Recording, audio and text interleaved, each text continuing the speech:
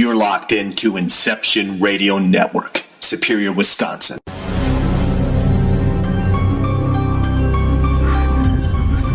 You're tuned in to NightVision Radio, exposing the truth one secret at a time.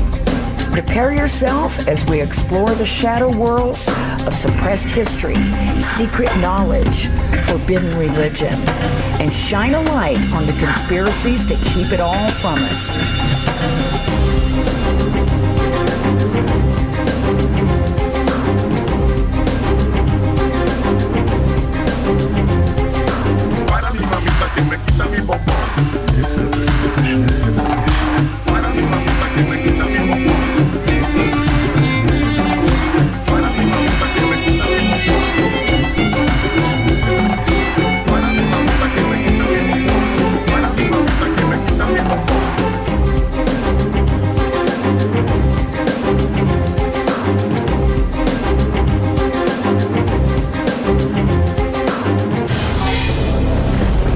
Welcome to NightVision Radio.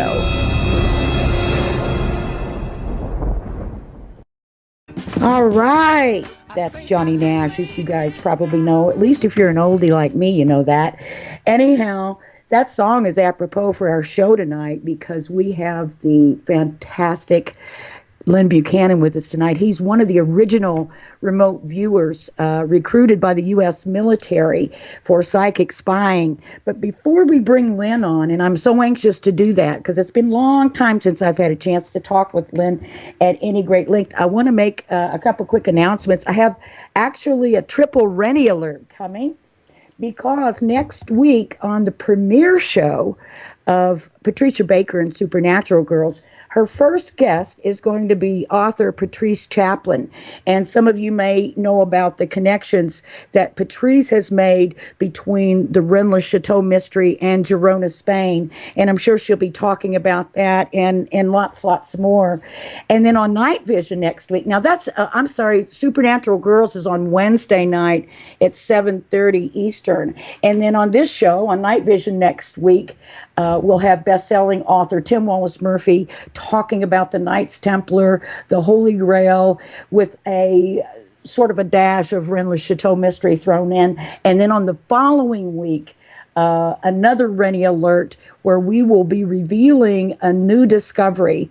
And those revelations will be made by author Court Lindell and actress Lara Lamberti. You may remember Miss Lamberti from the movie Red Sonja, but boy, is she much more than an actress. She's a smart lady and a great researcher, and you guys, a lot of you know about Court's research, so I'm really excited. They've made some amazing tie-ins and discoveries on the ground over in Europe, and we're going to reveal them for the first time anywhere right here on NightVision Radio in 2 weeks from tonight. So I hope you'll be here. Mark it down on your calendars. Now, tonight, Lyn Buchanan is with us. He is a former member of the Project Stargate team that was set up, I believe, if I'm not mistaken on my dates, about 1978 at Fort Meade by the U.S. military, or Department of Defense. And Lyn, you can jump in any time and if I'm telling a lie about anything, which was supposedly shut down in 1995. Now, I don't really believe that they stopped that program completely. I believe that the program probably went a little bit blacker. But anyway, and I'll see if Lyn wants to opine on that. If not, we'll all understand why. But Lyn Buchanan, thanks so much for being here. Well, thank you for inviting me. That's very kind of you. Well, it's great, as always, to speak with you. And I was just shocked when we talked on the phone yesterday and figured out that it had to be at least more than 10 years since we've even spoken. Oh, yes, yeah. It's crazy how time goes. It really is. But I do remember our last conversation. I remember some of the things we were talking about, and they were pretty wild. They kind of stuck in my mind when we met at the airport. I think you were on your way to Australia, and you had a few hours to lay over, and I came over there and kept you company at dinner time.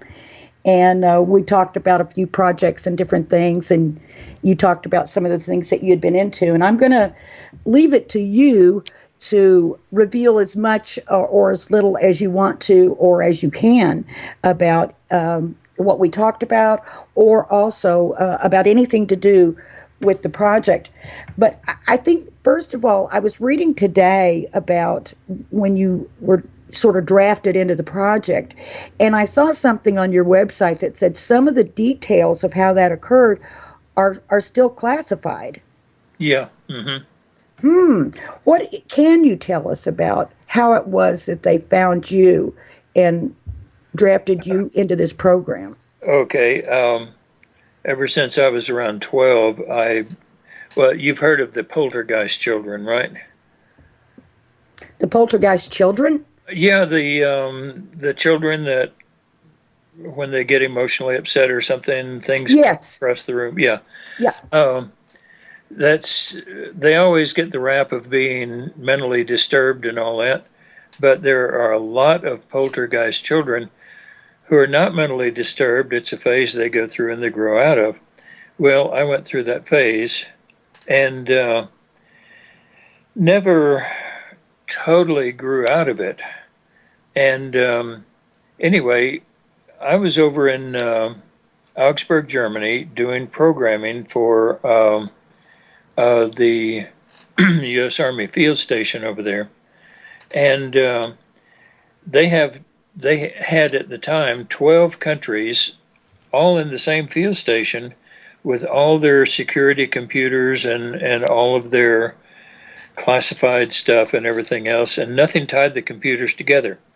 So I got the job of tying the computer, writing the software that would tie the computers together for 12 different countries. Another sergeant wanted that job, but I got it because, humbly here, I was a better programmer. And so anyway, Hey, this had to be back, in the early days of computers. this was in 1983, Oh, okay. 83, actually, yeah. Oh, I was thinking it was in the 70s, but actually 83 was still fairly early as for the internet anyway, but I know that a lot Yeah, of but businesses and the government were using computers by that time for sure. yeah, that's right. And Yeah.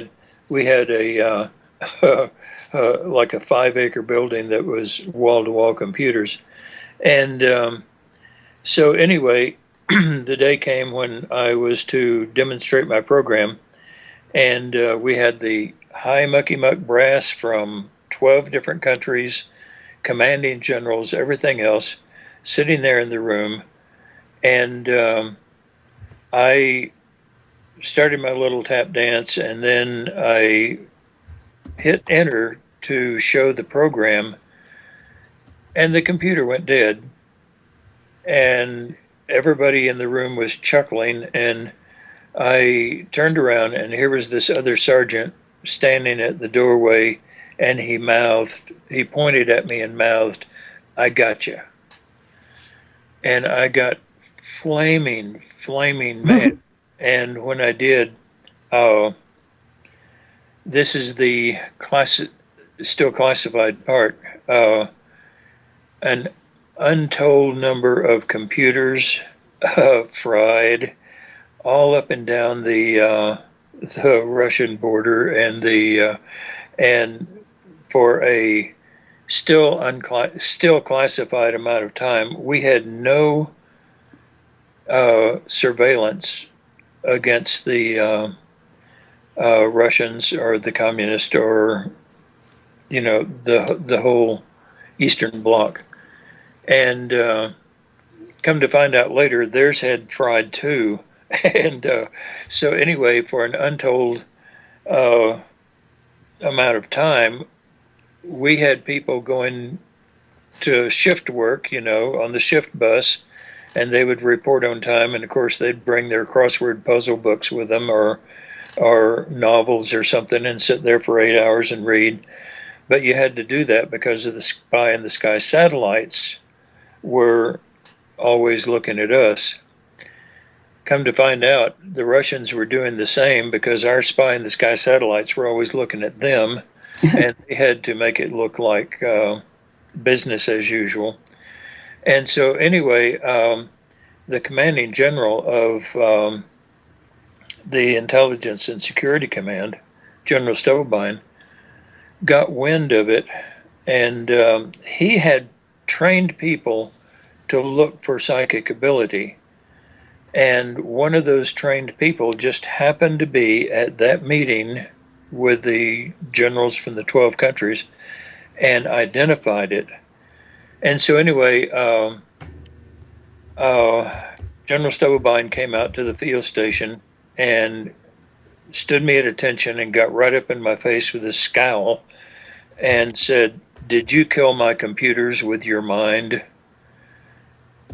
And all of a sudden it dawned on me that he already knew the answer, and that my great great great grandchildren would still be paying for computers. And so I decided to lie about it and say, "No, sir." And I heard myself say, "Yes, sir, I did." Oh. And this grin came across his face, and he said, "Far effing out. Have I ever got a job for you?" Oh, wow. So anyway, he took me back to D.C., and he wanted to start a unit that would use PK, psychokinesis, to, first of all, destroy enemy computers, but with the long-term goal of controlling what's in those computers, in the foreign computers, so that, if they fire a missile at us, we can just turn the thing around and send it back at them, or sink it into the ocean or whatever. And so he then had to have that funded and approved by Congress and all. And Congress said, not no, but hell no, smites of mind control. And so they wouldn't fund it. And there I was in D.C., no job, no assignment. And so he took me over to the remote viewing unit and put me in there. And they read me on. Reading you on is where you get told highly classified information and have to sign a paper saying, if I ever tell anything classified, it's 10 years in jail and $10,000 fine. And so anyway, they told me what they did, and I thought, I'm on candid camera here. By the way, it was April Fool's Day of 19. Oh, gosh. And they were reading me on to all this stuff that, they were psychic spies and all that. And the comic of the whole thing was just inexpressible. But anyway, that's how I got into the unit. And if you saw the movie, The Men Who Stare at Goats, yeah, where Lynn Cassidy kills computers, and General Hapgood, I think it is in the movie, General Hapgood says, "Did you kill my computers?" That was me. Yeah. Oh, that's funny. That is wild. Well, yeah, I was going to say, when you were talking about that computer stuff, that sounded a lot more like psychokinesis. Yeah, it is. It is. Yeah. Yeah, absolutely. And so, which I would imagine would come in very handy in the sort of area of remote influencing. Well, the fact is that Congress got caught back in the 60s with mind control and stuff like that. And there are actually laws against it now, and this is why they refused to let General Stubblebine set up that PK unit. And we were never allowed to do what they now term active mental work. It was always passive mental work. Like viewing? Like viewing and collecting intelligence, yeah. But we were expressly forbidden to do active mental work, remote influencing and all. What would there be besides influencing and viewing? Is there something else that they would have considered active mental work? I'm sure there is. But probably most of that would come under the umbrella Of of PK. the of influencing. Yeah. Yeah. General Stubblebine, of course, was he got the nickname Spoonbender Stubblebine. Oh gosh. I have seen the forks and things that he has bent with his mind, Mm-hmm. where each tine on the fork is not curled around, it's twisted in a circle. I mean, twisted as though it spirals outward. Wow. And he would do this with his thumb and finger. He would get the fork so pliable that he could take his thumb and finger and just corkscrew one of these, the tines. Yeah. And and I'm sure that that would come under active mental work. Anytime there's been a thing about something like that, the question always comes up in military circles of, well, can you bend tank barrels? Can you bend the barrels of weapons? Can you affect the triggering mechanism of torpedoes and things like that? And so this again comes under PK, Yeah. active mental work. Yeah. Now, I mean, you said just a few minutes ago that part of the story that you were telling is part of the unclassified stuff. I mean, Yeah. or part of the classified stuff. So, It's no longer classified. The parts that are still classified, I still don't tell. okay, that's what I was getting at. So you Yeah. weren't telling the classified part. Now, what, you know, let's say, are we looking at like an iceberg where we only know a tip of what it is, and there's this huge amount of information that we don't know or won't be able to know because of its classification? The information about the controlled remote viewing unit has been made available to the Freedom of Information Act, and I think for $47 or something like that, you can get, I think it's 7 discs that have all the information on it that has been unclassified. But yeah, there's a lot that's not on it. For example, who were our customers? Right. You know, Yeah. and what work did we do for those customers, and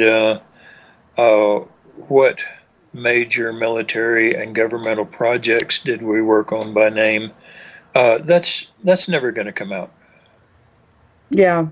Well, and you know, in 1995, obviously they did their best to sort of minimize what had been accomplished by Project Stargate and the remote viewing team. Um, but of course, they would have done that had they wanted to keep secrets. Sure. So it's like a lot of people say, oh, they never accomplished anything. But of course, there are a large number of us who say, wait a minute, if they were accomplishing something, we wouldn't have known so much about it. That's right. Yeah, and we had to be funded every year, uh, or else every year we went away. And for I think a total of close to about 22 years, um, we had to prove ourselves with actual facts, actual records, and actual demonstrations. In fact, and every year we got funded. And in I think it was 1992, 93, somewhere around there, the CIA came out and said, yes, there was a project like that, but it was ineffective and didn't work and all. And you know, what a crock. Yeah. um, we had actually one of the highest accuracy rates of any intelligence service in the field of intelligence. Really? Oh yeah, Oh, and wow. part of that was because satellites can't see inside of a building. Well, we can. Right. Satellites can't tell the plans and intentions, or even ground agents can't always tell the plans and intentions of foreign leaders for tomorrow's battle plan or whatever. Well, we can, and with a high rate of accuracy. And so basically, what it was that all of the gaps in the intelligence field we could fill. And not only that, but for the intelligence field, every unit has to have equipment and personnel. Well, in our unit, the personnel were the equipment, so they got us really cheap. They got more bang for their buck. Yeah. Oh yeah. Uh-huh. That's funny. Well, you said it was interesting. You said you had to sort of make the grade in order to get that funding every year. That makes perfect sense because we know how these things go. Now, you said part of the classified information was who your clients were. Was it also classified as to how you were getting paid? I guess it would have been by those very clients that you can't really name. Well, I have no idea about that. I mean, it was all military and government, so whatever money passed back and forth between units, I was a viewer, I was the database manager and trainer in the unit, and so that stuff was so far above my pay grade that I never even thought about that, in fact. I wonder if anyone has ever followed the money trail or tried to. Probably be impossible. I imagine it would, yeah. Especially by this time. Well, I want to get into some of the projects that you worked on, if you can, for the military. I know there's some pretty exciting things that you were able to accomplish. Can you tell us about maybe one instance where you applied remote viewing in a case for the U.S. military? Okay. The battle in Grenada. Yes. The landing and all that. We gave guidance in that as to where to land, where not to land, where the defenses were and where they weren't. We did a lot of drug interdiction. And in fact, one time in the period of 2 weeks, we were directly responsible for $82 million in drug seizures over and above the norm. And of course, we did military. We did looked in on scientific developments. One that I did when they were driving Hussein's troops out of Kuwait. They had basically 2 or 3 different routes that they could have done it. And I said, I did what would happen in each of those routes. And the stuff I turned in said, do not drive them straight north, because if you do, they're going to set all of those oil wells on fire. And they just didn't believe that they would do that. And sure enough, they did. And that is what happened. That is what happened. And, I had turned it in as a warning. Now, the fact is, though, that the intelligence effort is not going to send the troops out on any one person or one event or anything like that. They have to have backup with spy in the sky satellites, ground agents, radio traffic and stuff like that. And it's all got to match before they will really act. So they never, people say, well, what operations did you do? We did a lot of operations, but our intelligence went into a big pot. Sure. And that big melting pot, if we said something, they would look at their other forms of intelligence gathering to see if there was any confirmation and all that. And so we acted many times as a guide to intelligence collection. But they would never send the troops out on the word of a psychic spy. Sure. And I'm personally glad because, we didn't have 100% accuracy rate. Well, that would have been a hell of a load to carry, wouldn't it? Knowing that, you were going to be calling the shots. Yeah, it makes sense that they would, combine it with other intelligence gathering methods. It makes perfect sense. And then it's also a good way of testing it out over time. Yeah. Like, well, that guy was right on that one. Mm-hmm. This other line didn't produce correct information, but these guys did. Now, how many were there actually on the team when you were there that were actual viewers? At any one time through all of those years, I think the most we ever had was 6 viewers. I knew it was a very small number. I mean, it seems to be some confusion out there as to, who was a viewer, who was a monitor, who was this, who was that. I mean, we were in an abandoned building over in an abandoned part of Meade, and I mean, the building we were in had been condemned after World War II. Crazy. We had to bring in our own air conditioners and things like that, and so we didn't exist. And so, that's right. like I was the property book holder. I was responsible for all the property that was there, and in fact, a lot of the property that was there, we had to go down to property disposal and bid against it, against civilians. Oh gosh. And are you trying to tell me you guys had to wear different hats? yeah, and I was the company driver.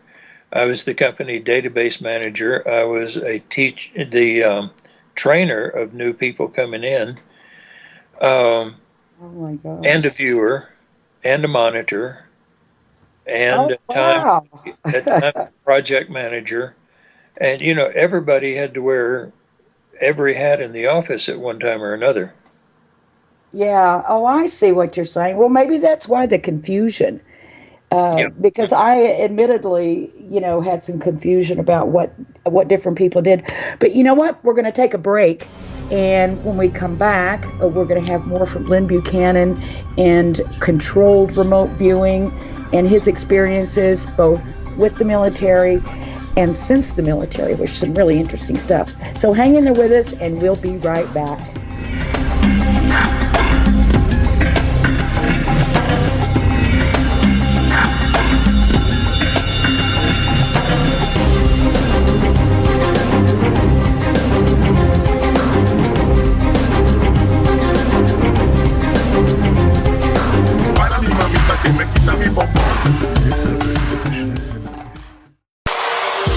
Hello, everyone. Lorian Fenton here, host of the California MUFON radio show, asking if you'd like special access to exclusive and amazing information about UFOs, the paranormal, and all things unexplained. If you're nodding yes, then join IRN's Insider Club. As an Insider Club member, you'll get an all-access pass to premier Inception Radio Network content for only $4.99 a month.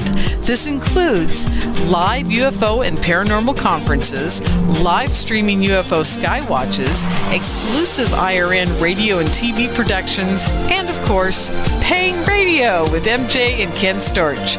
So don't wait any longer. Visit InceptionRadioNetwork.com and click on Member Login to join IRN's Insider Club and get your VIP access today. Are you a fan of Inception Radio Network? Do you reckon it's the best alternative talk radio station on the planet? Well, if you do, head to facebook.com/Inception Radio Network and like the page. Tell your friends, spread the word, and keep listening to the best. Do you have a smartphone? If so, Inception Radio Network is the best app for you. Available on iTunes, Android, Samsung, and most other app stores. Just search Inception Radio Network. With the app you can listen live, check out podcasts of recent and past shows, view our videos, see what shows are coming up, who the guests are, and, via the chat room, send live questions to those guests. You know it makes sense. Check your app store now. Inception Radio Network. I'll see you there. Hey, IRN listeners, make sure you tune in to NightVision Radio with René Barnett. René will be exposing the truth one secret at a time. When? Thursdays. Every Thursday, 10:30 p.m. Eastern, 7:30 p.m. Pacific. Where? Right here on IRN. Hello, IRN listeners. This is MJ saying hello and sharing an awesome secret I discovered. It's called DreamNuage.com. Fresh, raw, organic ingredients are used to create all their products. They are made in very small batches to ensure quality and freshness. Handmade in the USA, each product is created with care and with the finest organic ingredients. There are no preservatives, dyes, or chemicals in any product. Stop by Dream Nuage and relax. That's DreamNuage.com. Simple, raw, organic.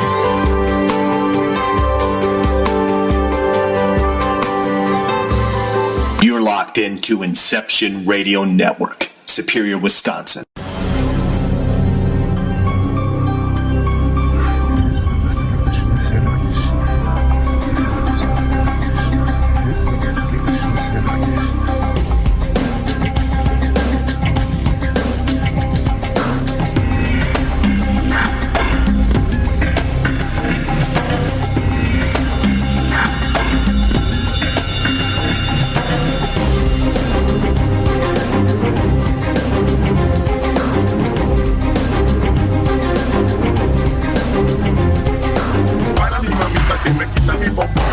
Welcome back to Night Vision Radio. I'm your host, René Barnett, and tonight we are talking with Lyn Buchanan.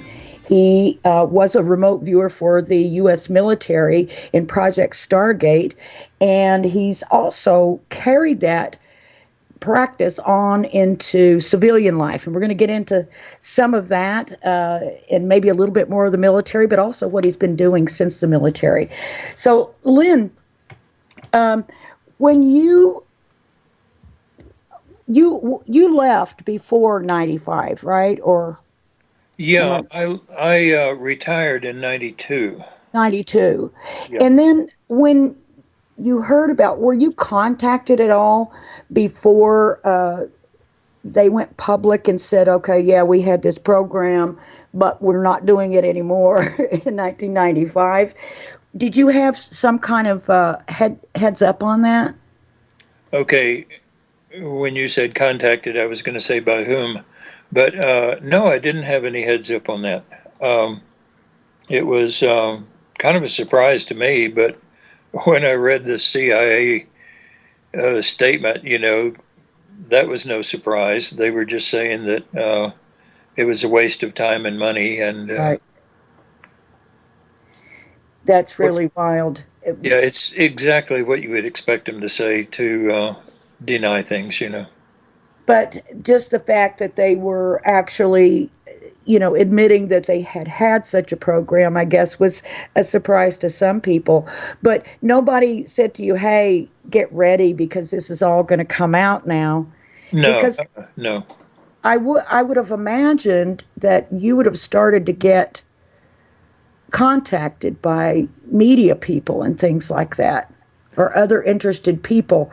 Or when they made that public, was it a while before your individual names started leaking out? No, it was pretty soon.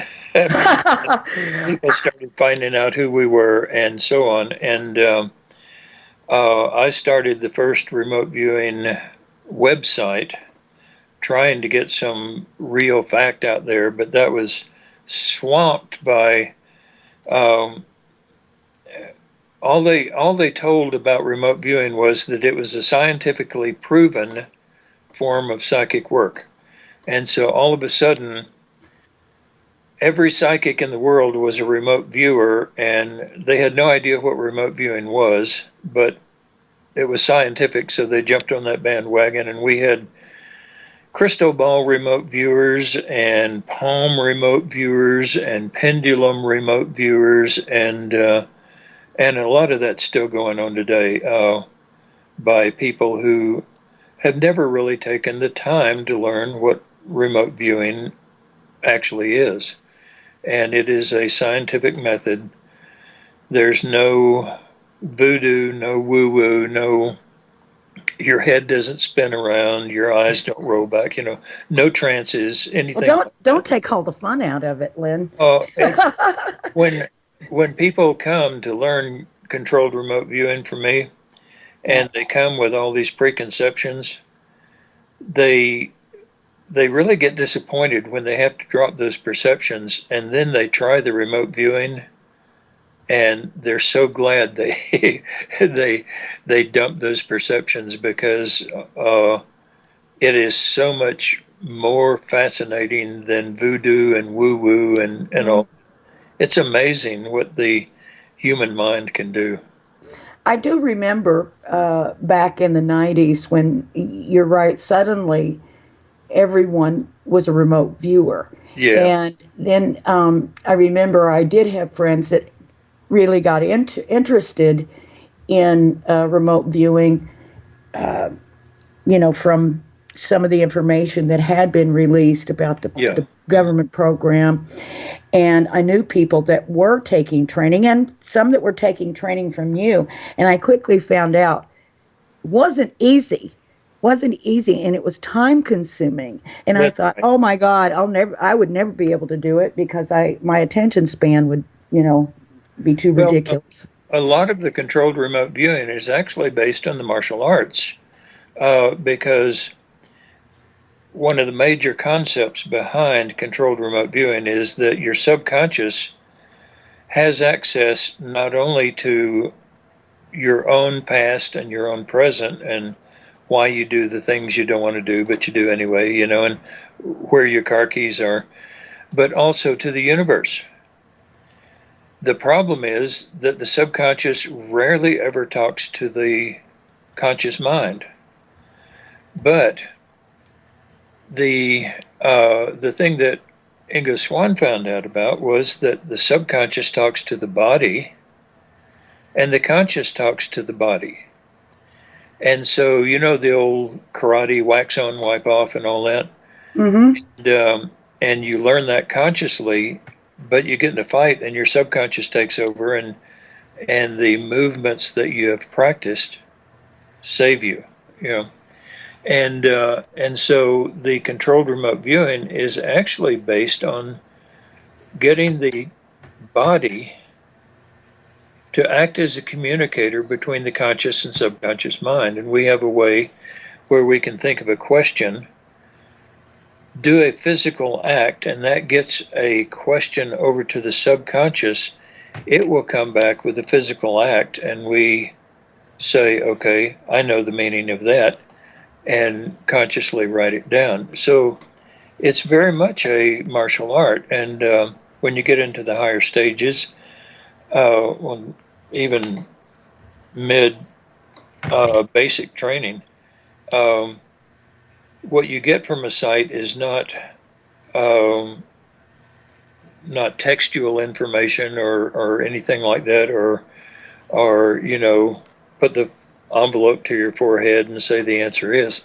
What you get back is colors and smells and taste and textures. But you learn to you learn in the training that you can say, okay, now move to this other desk. What's going on there? And you hear the sounds, you hear the people talking, you hear their voices, you can smell their smells. Oh, this person likes pizza for lunch, or whatever. And you can collect a ton of intelligence that will then go to an analyst somewhere and they can do personality profiles and all kinds of information that helps in the intelligence effort. Gosh, it's so interesting. Now, in working for the military, I know that you said you were charged with using only, passive remote viewing, not remote influencing or anything like that.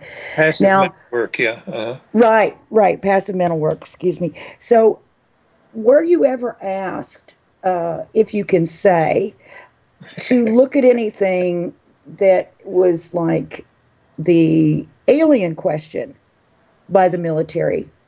Oh, okay, that last little clause there. By the military, absolutely not. By the government. Okay, the government. That's right. Yep. I've been saying military too much tonight because it wasn't just the military, No, was yeah, it? it was the whole government, yeah. Yeah. By the government, we were never officially tasked with alien stuff. And I'm choosing my words here. And so if the question comes up, were we ever tasked with alien stuff, then the answer is we were never officially tasked with alien stuff. Okay. Now, the analogy here is, let's say you have a car repair shop in D.C. and a congressman comes in and you work on his car. Does that mean you're working for the government? Right. Okay, then You're working for the congressman, and if a congressman comes in and privately asks you a question, you're not officially tasked with it. got it. Okay, so let's say that you might have been unofficially looking into something, but at the request of someone who may or may not be connected with the government. And Hey, you're learning here. were you able to give them a satisfactory response that contained content about alien contact? Well, sure, yeah. What? What can you say about that? That it was extremely interesting. And we found a lot of stuff that, once again, was provided for guidance in further studies or further research or further to guide and further the interest of the person who had asked. Mm-hmm. And How was that for no answer? well, yeah, that thanks a lot. No, Yeah. What is it, if anything, that you can say about an extraterrestrial or alien, other dimensional presence on the planet? Is there information that you feel you've been able to glean that you can share? Well, yeah, there's alien presence on our planet. Yeah, of course. And the ETs are real. The flying saucers, if you want to have it, is real. And a lot of the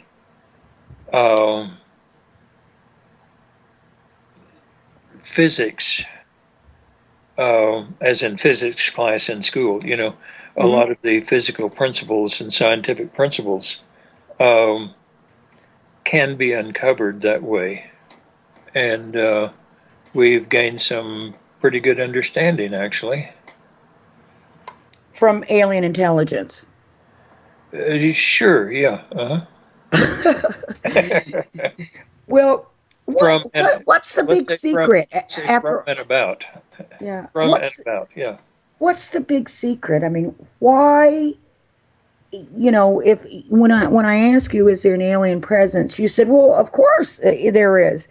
Well, if of course, then what's the big secret Why is it? I mean, it's like, oh, well, they don't want to frighten people. Well, I'm sorry. I just don't believe they care that much No, they don't. about the population. And then it's like, oh, well, people would be worrying, focusing on that enemy. Well, they don't. Nobody seems to be worried about all the other enemies that we're focusing on. So, what is it? Why is it that it's being kept a big secret still? Well, there's a lot of technology, for one thing, that is different from ours. Now, notice I didn't say more advanced. I said different from ours. And on their part, there's a lot of human technology that's different from theirs. And so this is sort of a mutual friendship type club. And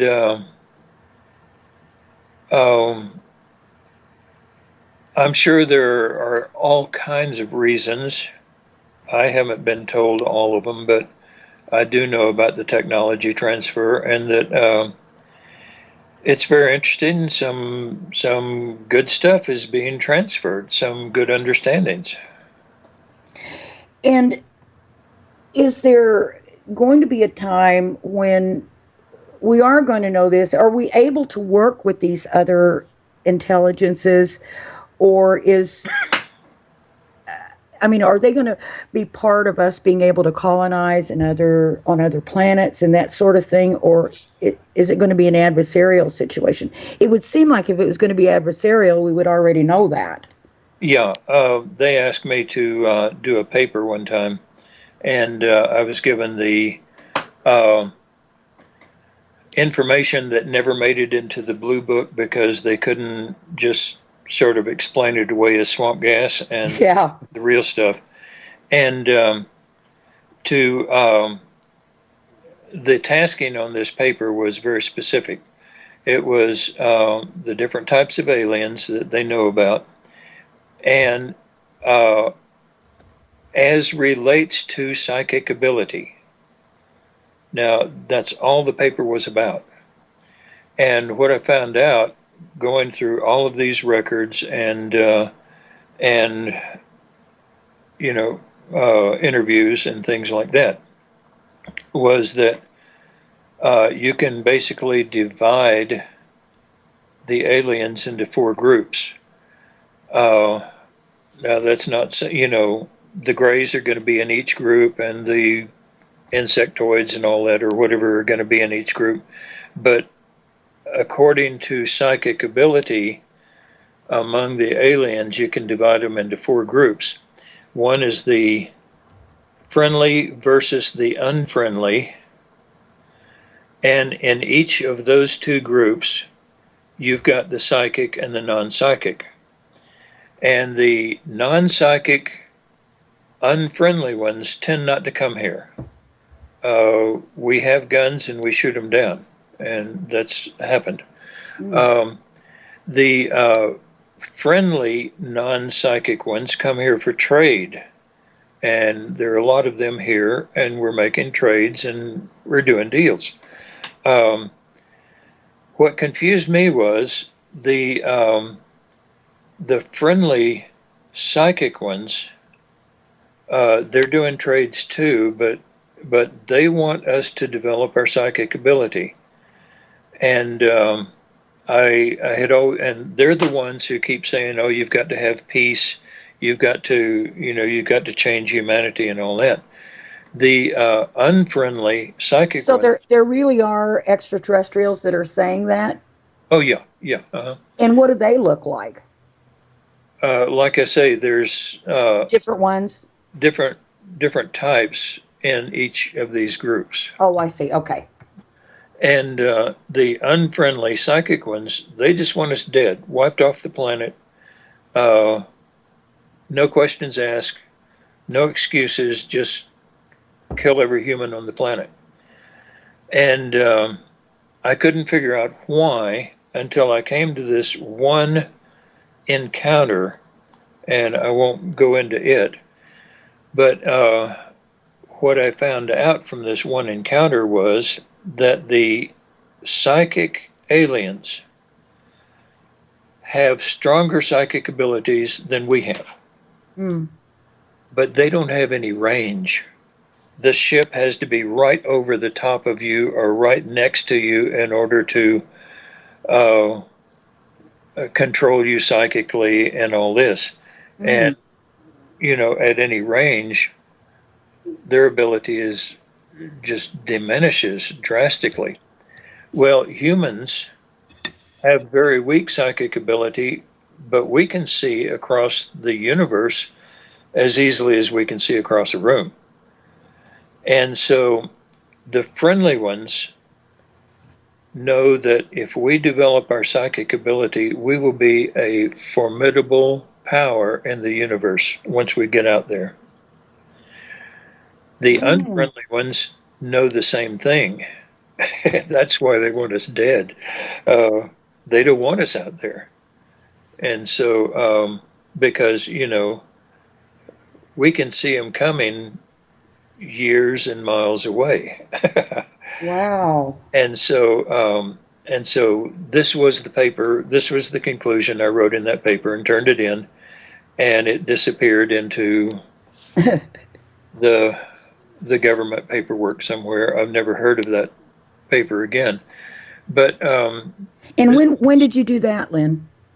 This was back actually after I got out of service. Oh, okay.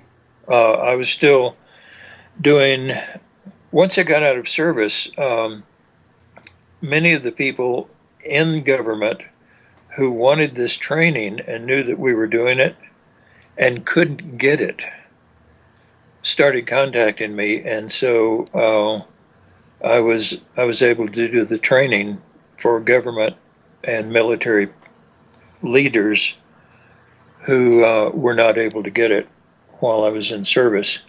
There was great interest in it. That's really well. Do you mind if I toss a question to you from the chat room? No, go right ahead.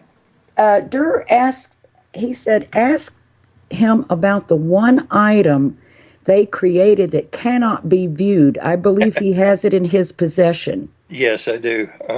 What is it? It's called the Story Stone, and it sits in my bookcase in here. And the thing is, from the first day I got there, I found out that one of the reasons the remote viewing project was started was not in order to collect intelligence, but to find out how to block the already very proficient Russian effort. Russians, yep. Our secrets, yeah. And they were stealing our secrets with their psychic spies. And so one of the major reasons for us starting the unit was to find out how to prevent a psychic from getting information. And so anyway, we developed a method for doing that, and we used that methodology on one place, one person, and one object. Place, people, and things, and as a test.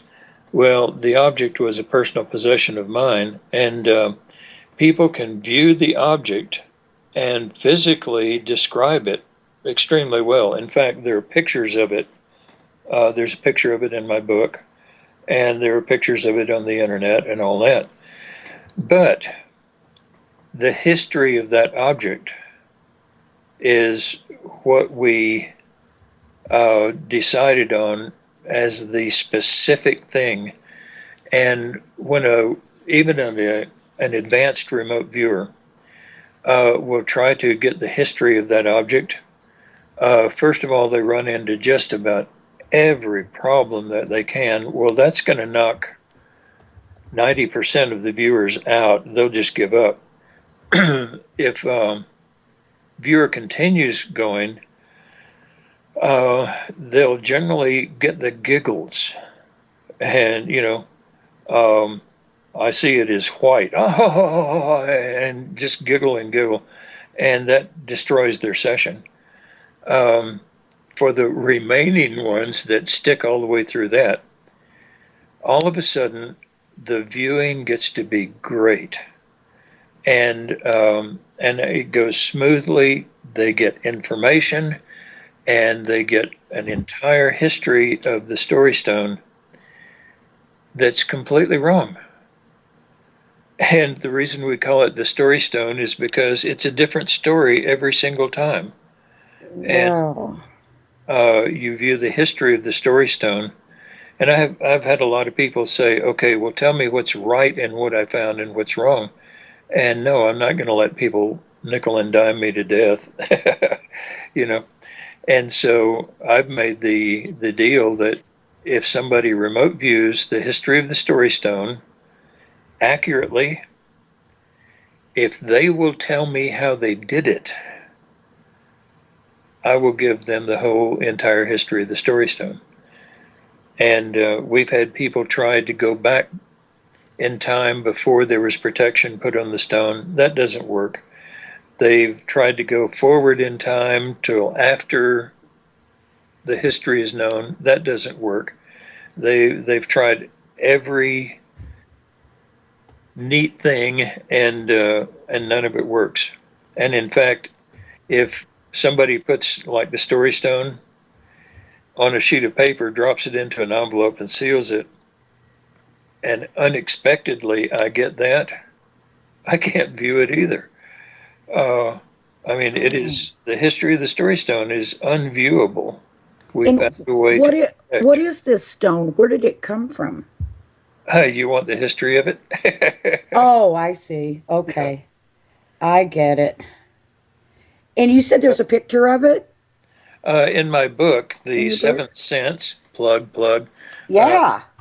The book is The Seventh Sense, and it is the only book out, I think, right now that has any guidance as to how to actually practice for the remote viewing and so on. It's very factual, and it's actually a history of my time in the unit and things that happened, the ways it changed my life, because this really will. And it's just my story of my experience of being in the U.S. military's remote viewing unit. Wow. That's amazing. Well, I'm going to have to take another break. That went so fast, MJ, if he hadn't reminded me, I would have blown right through it. But we'll be right back with Lyn Buchanan, so hang in there.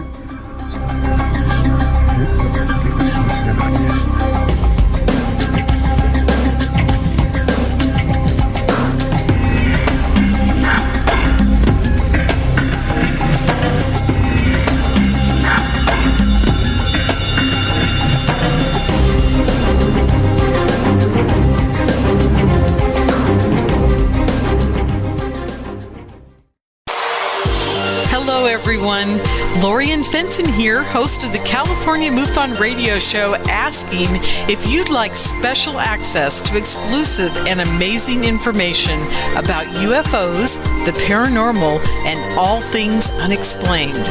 If you're nodding yes, then join IRN's Insider Club. As an Insider Club member, you'll get an all-access pass to premier Inception Radio Network content for only $4.99 a month. This includes live UFO and paranormal conferences, live streaming UFO skywatches, exclusive IRN radio and TV productions, and of course, paying radio with MJ and Ken Storch.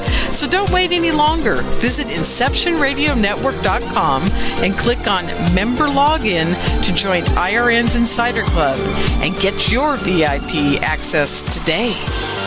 Are you a fan of Inception Radio Network? Do you reckon it's the best alternative talk radio station on the planet? Well, if you do, head to facebook.com/Inception Radio Network and like the page. Tell your friends, spread the word, and keep listening to the best. Do you have a smartphone? If so, Inception Radio Network is the best app for you. Available on iTunes, Android, Samsung, and most other app stores. Just search Inception Radio Network.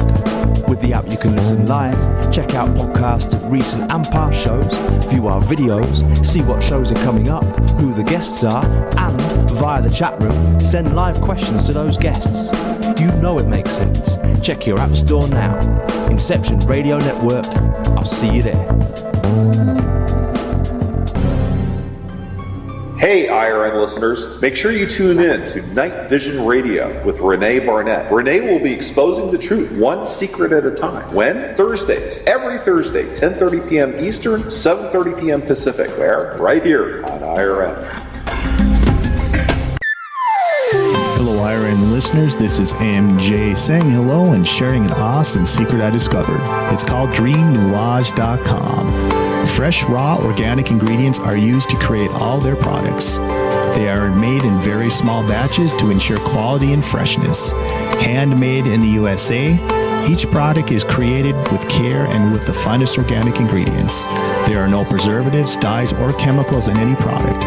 Stop by Dream Nuage and relax. That's DreamNuage.com. Simple, raw, organic.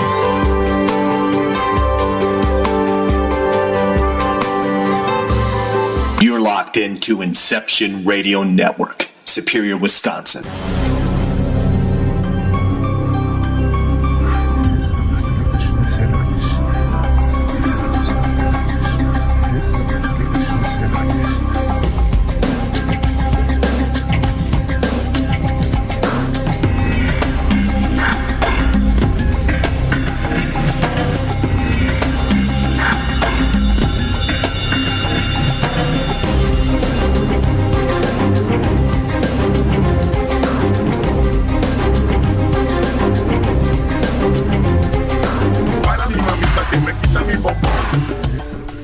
Thanks for joining us here on Night Vision Radio. I'm your host, René Barnett. And if you're just tuning in, we've been talking and hearing some fascinating information from remote viewer Lyn Buchanan. He's been talking about his experiences with the U.S. government and the military, and also some of his private experiences. Now, Lyn, I know you and I had connected at one point back in 1996 when I was working on a television show called Strange Universe. And you had a group that you headed up at that time called, you were calling the Assigned Witness Program. Yeah. And that program, at the request of a law enforcement agency, would aid in missing children's cases and murder cases, right? Yeah, that name came about when I was working for doing remote viewing for a detective on a police case. And detectives are great about getting information, but they're usually terrible about giving it. And we were back and forth of what do you need? What do you need? What do you need? And finally I said, look, if you could only have one thing to help you solve this case, what would it be? And he said, a witness. And I said, I can provide one. And you could see the light go on. You could see his light go in his eyes. And he said, you can do that, can't you? And I said, yes, we can go back in time and witness things, tell you what happened, give you details, report, and timeline, and all that. And in the process, that can guide your investigation in the way it needs to go. We can find the location of evidence. We can find, all that stuff. And so we helped him. But out of that, one of the viewers that I was using said, hey, why don't we make this an official thing and, just call it the Assigned Witness Program. And so we did that, and we wound up, we never advertised, but the police that we helped would tell their buddies and their other police departments and all that. We wound up with more work than we could handle. Oh, wow. I remember a case that I called you about. We were working on that program, and I guess I had contacted you before when we were doing some articles on the remote viewing program for UFO magazine when I was there. And then the next thing I ended up doing was working on this TV show. And so I contacted this police department who was looking for a missing girl, and it was in Virginia, and spoke with I think it was lieutenant there, or he was a lieutenant or captain, and I remember him because his last name was Barnett, just like mine. Yeah. And It was a Spotsylvania case, wasn't it? Spotsylvania, that's right. Yeah, I remember. And so I said, would you be interested? And he says, absolutely. So he invited you in. I Yeah. remember you had your team do sessions on this missing girl, and you came up with quite a amount of detail.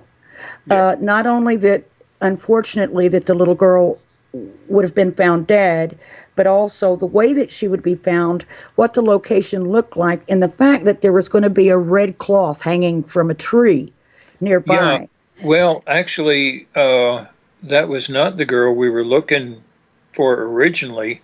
We found two girls in that case, and the girl that was under the leaves that had been burned, they were wet leaves, so they didn't burn completely, and she had been left on the ground. Leaves had been piled up over her, and they tried to burn the leaves. It didn't, but there was a red cloth hanging on the fence right nearby. That one, they didn't even know that girl was missing. Oh my goodness! And they found Now, that was that Sophia, or was that another girl? Oh, I don't remember? There have been so many of these cases. Oh, I bet. Well, I've only worked on one with you, so it's easier for me to remember some things. But I do remember that you talked about a guy who would be driving like a kind of a beat up white pickup truck or something like that.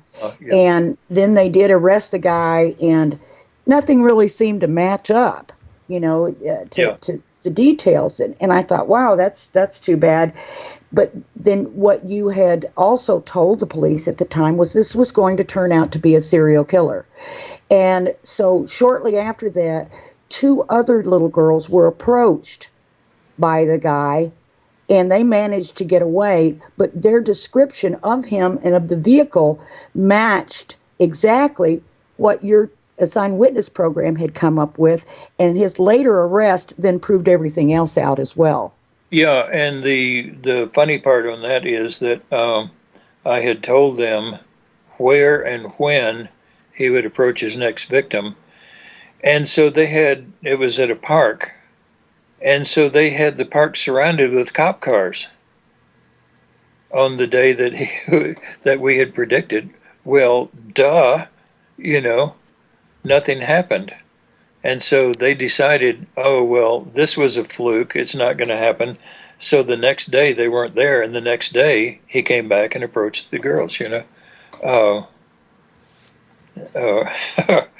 I said, who's going to come up to a park that's surrounded by a whole, surrounded all the way with police cars and do something like that? Mm.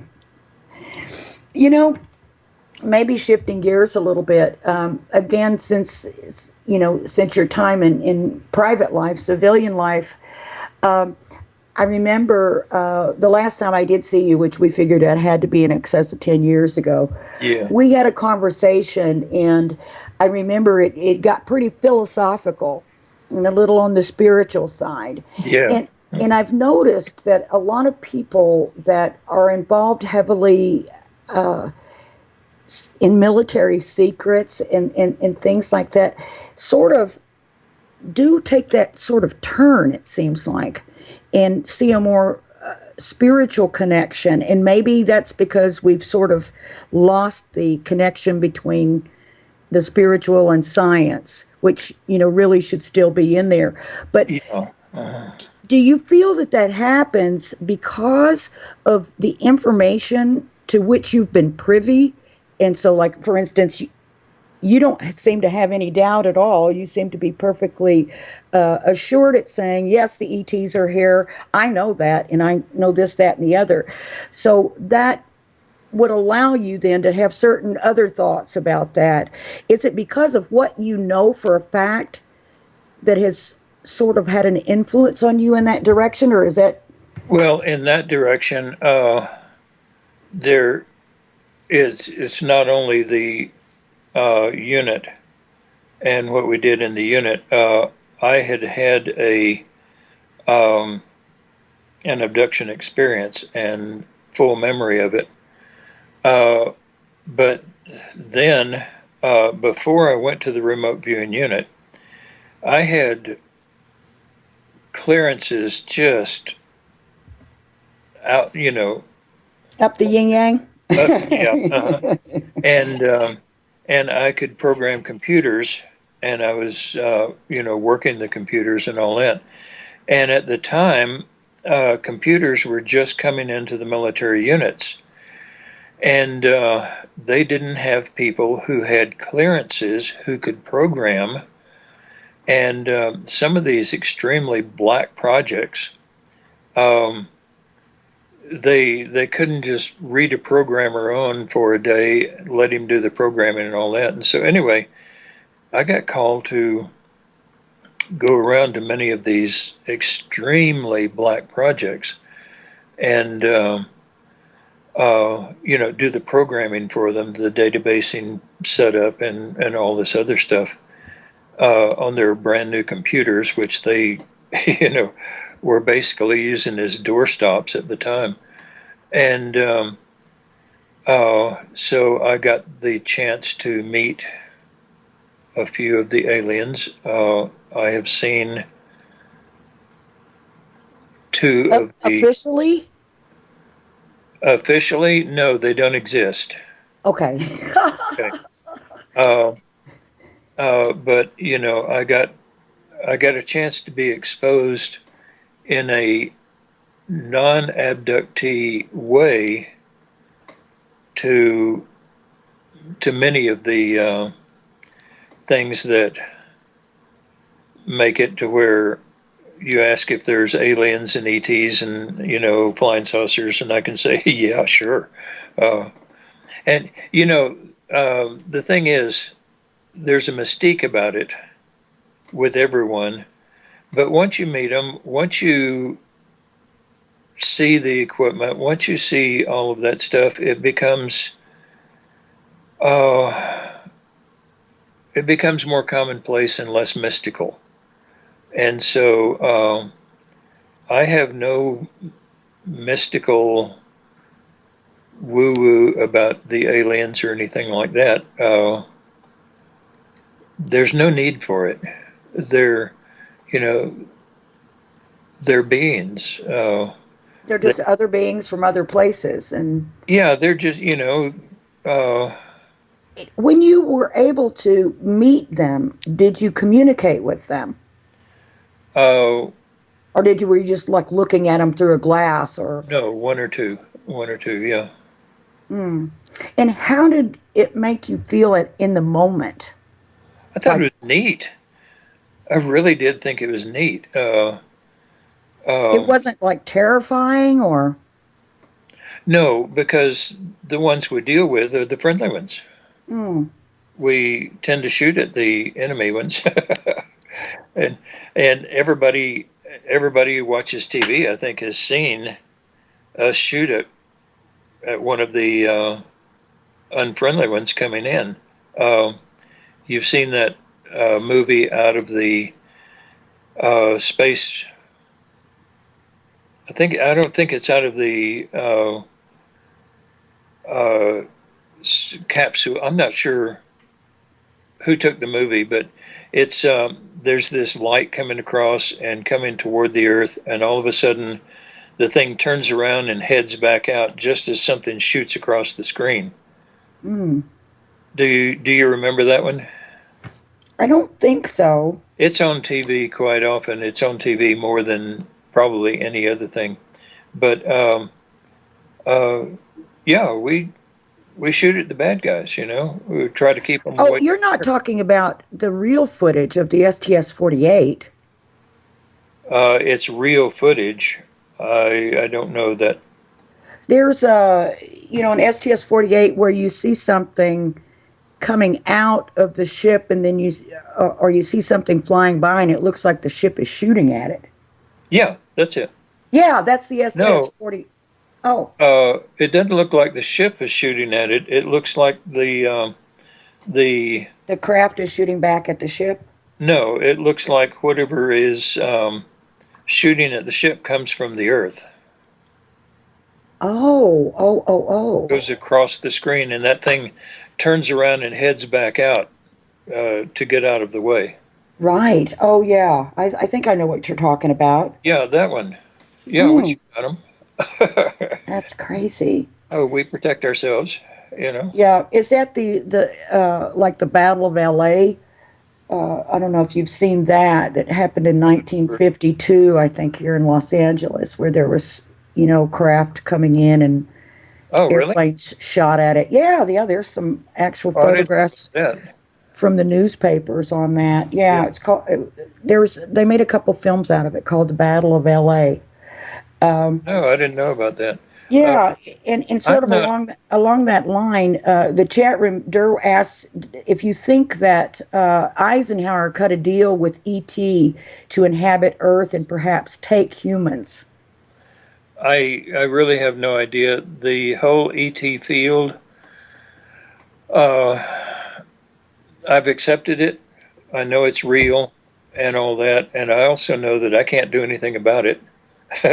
And it doesn't involve me, and I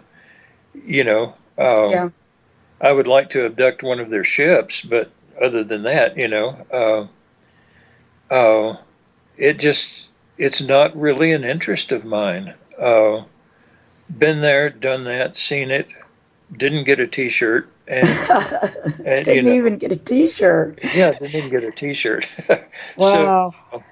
So, as my day goes, I'm interested in bringing kids home. I'm interested in, I personally do a lot of space exploration sessions, projects, lunar development projects, and so on. And for clients? Yes. Are you able to say who? No. This is one thing, out on the internet, people say, well, how come we never heard of any of this? Well, have you ever heard of non-disclosure agreements? Yeah, absolutely. Nobody's going to pay you if you're going to go out and talk all over the place. So mainly, you're still interested in, in helping agencies bring home missing kids and solve murder cases, things like that, kind of bring some peace to some families. Yeah, and get bad guys off the street. This is something I can do something about. So there are flying saucers going over. Okay. What does that involve with me? That doesn't really. So do you say that you've been also involved in space exploration? Yeah. And is that for various reasons? One of them possibly being like colonization or Oh yeah. looking for places to go? Yeah, one of the earliest we got was they wanted to know how to build a temporary structure that would be fairly safe on the moon to house the people who were then going to build a permanent structure on the moon. And so we kind of cheated, actually. What we did was we went forward in time and described the temporary structure that was already built in the future. And that's what we reported. And it winds up that if you take properly constructed plastic and stretch it over a small crater, you can fill the crater with air, and you tie the plastic down and seal it. But you you have a working space inside, and it has to be plastic, that will specialized plastic that will get rid of radiation and all. And if a small meteorite comes in, punches a hole in the plastic dome,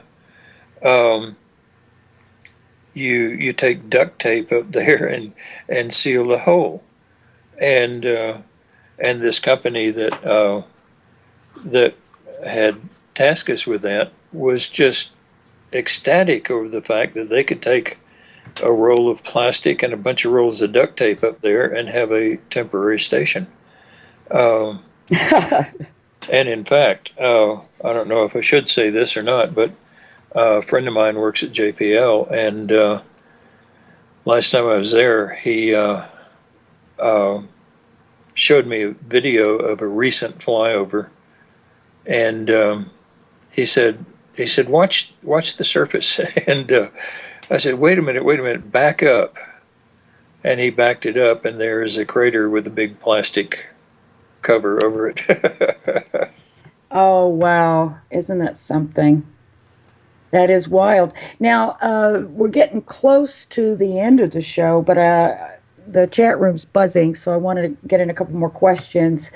One of them being about time travel, asking if you can time travel in remote. Well, I know that you can. You can remote view past, present, and future. Is that right? You can remote view the past with a great amount of frequency of accuracy, and also the present. Now, the future has what we call paradoxical tasking. If I look at myself tomorrow afternoon, and I find that I'm laying in the morgue because I was in a car wreck, I'm not getting in the car. Right. I'm staying home tomorrow. Okay. So that will change. That will change. You can change the future, and many times simply viewing the future will change it. It's just like the weatherman predicts the weather, and then he has updates. Well, you have to do the same thing in remote viewing. And so, I can predict something with a great amount of accuracy if nobody acts on it. Got it. If somebody acts on that prediction, then you've saved lives, you've saved money, you've made right decisions, and so on, whereas you would have made a wrong decision. And you're better off for it, but the viewing was wrong. Got it. Yeah. Okay, one last question from the chat room is ask Lyn about remote viewing the events of 9/11. Anybody task you with that? They haven't tasked me with it, and in fact, I volunteered for that, and they shied away from tasking me with it. People That's have done suspicious. it on their own. It was to me, yeah. People have done it on their own and come up with wildly varying things, but there's a lot of agreement in what many of the people who do it on their own find.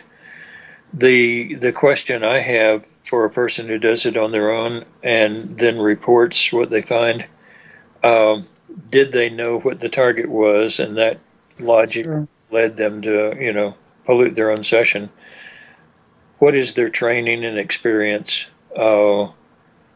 Did they really do remote viewing, or did they do crystal ball remote viewing, or something else, So generally when somebody comes and says, I remote viewed the 9/11, I really don't pay any attention to it.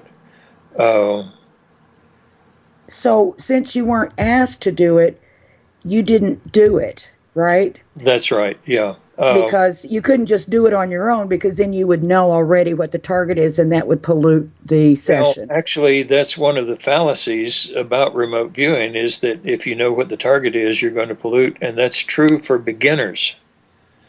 An experienced remote viewer can be told all kinds of stuff about the target and can weed that stuff out of his session and go for the unknown. Because the unknown is what nobody's told him about, or they've told him what they believe the unknown is. Well, you dump all that stuff too, you know. You tell yourself, hey, if they knew what the answer was, they wouldn't be here asking me. You know? Yeah, that's true. Now, we've got just about, looks like 3.5 minutes to go. I want to remind everyone about your book, The Seventh Sense, and also your website is crviewer.com.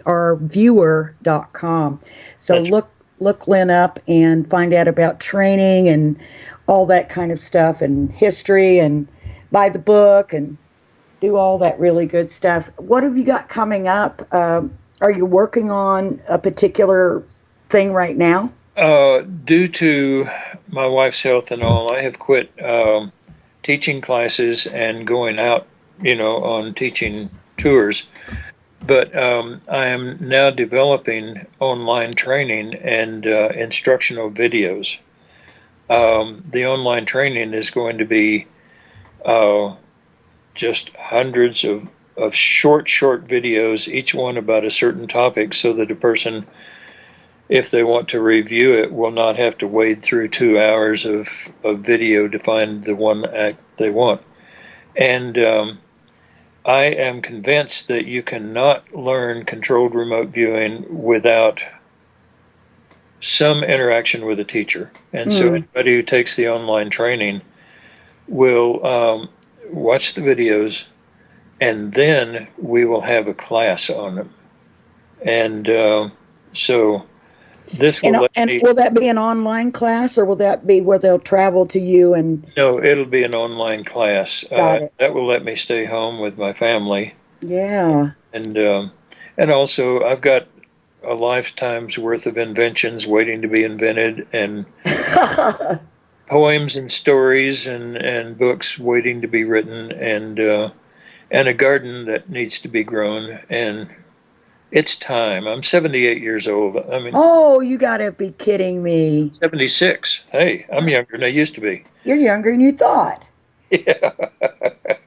And you know, it's time to stop. And besides that, by now I have 6 extremely good teachers, and they're experienced in the remote viewing, and they all have companies of their own, so I don't get anything from referring people to them, but I know that if I refer people to them, they're going to get the real stuff, and it's going to be well trained.